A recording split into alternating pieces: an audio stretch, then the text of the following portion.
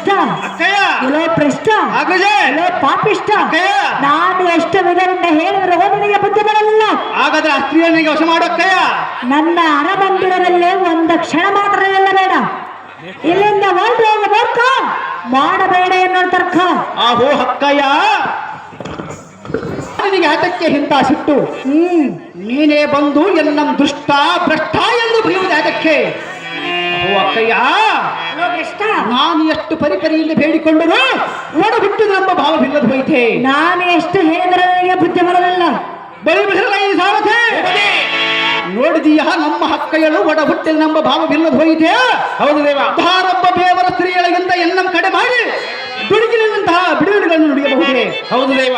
ಸಾರಥೆ ಅಯ್ಯೋ, ಈ ಸುಧಿಷ್ಣ ದೇವಿಗೆ ಅಲ್ಲದವನ ಆದ ಮೇಲೆ ಈ ಪ್ರಾಣದಾಸಿಗೆ ಹಿನ್ನೆದಕ್ಕೆ ಈಕೋ ಈ ಖಡ್ಗದಿಂದ ಎನ್ನ ಪ್ರಾಣವನ್ನು ಕಳೆದುಕೊಂಡು ಸುಧಿಷ್ಣ ದೇವಿಗೆ ಅಪಕೀರ್ತಿನ ತರವನ್ನು ನೋಡುವ ಸಾರಥೆ ಅದು ಜಾಗೃತಿ. ತಮ್ಮನೇ ನಿಲ್ಲು ನಿಲ್ಲು ಶ್ರೀರಪ್ಪ, ಆ ಸ್ತ್ರೀಯಳಿಗೋಸ್ಕರ ನಿನ್ನ ಪ್ರಾಣವನ್ನು ಕಳೆದುಕೊಳ್ಳುವೆ.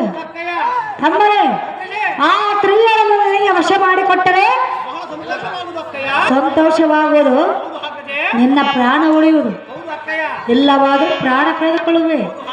ಹೌದೇ ತಮ್ಮನೇ? ಅನುಜ ಅನುಜ ಬಿಡಬೇಡ ನಿನ್ನ ಪ್ರಾಣ ಅನುಜ.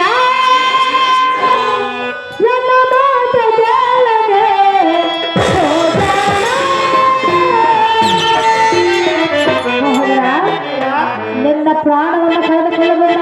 ಹಾಗಾದ್ರೆ ಆ ಸ್ತ್ರೀಯನ್ನು ವಶ ಮಾಡಿಕೊಡುವನು. ಹೌದೇ ಎಷ್ಟು ಅನುಜ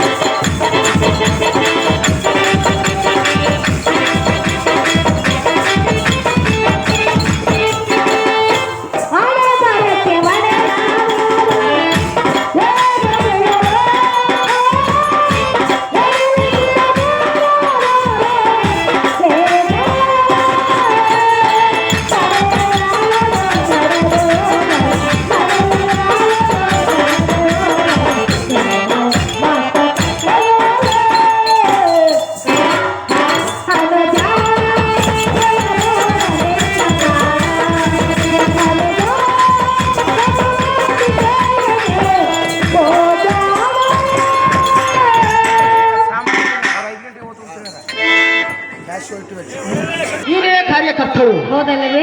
ನಿನಗೆ ನಾನು ಹೆಚ್ಚಾಗಿ ಹೇಳುವುದಿಲ್ಲ, ಹೇಳಲೇಬೇಡ. ಏನು ಹಾಗೂ ಪ್ರಯತ್ನ ಪೂರ್ವಕದಂತಹ ಸ್ತ್ರೀಯನ್ನು ನನಗೆ ವಶ ಮಾಡು. ಓ ಆಗದೆ ನಿನ್ನ ಹಕ್ಕರತೆ